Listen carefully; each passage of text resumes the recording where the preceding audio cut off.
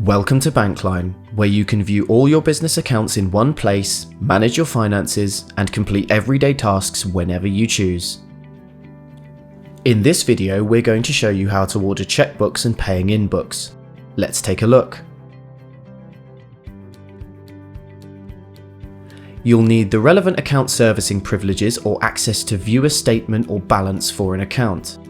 Once you've got the privileges, just follow these simple steps. Select Account Servicing from the main menu and click Order Checkbooks and Paying in Books. Next, click the Order Check and Paying in Books tab.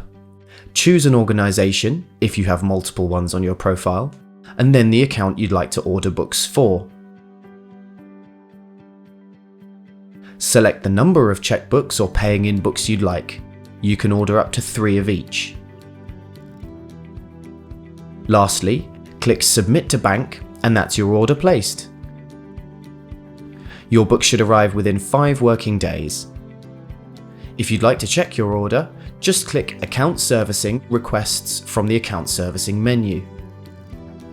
This is just one of the ways Bankline could make your life a little easier. To find out more about Bankline and how it could help your business, just visit us here.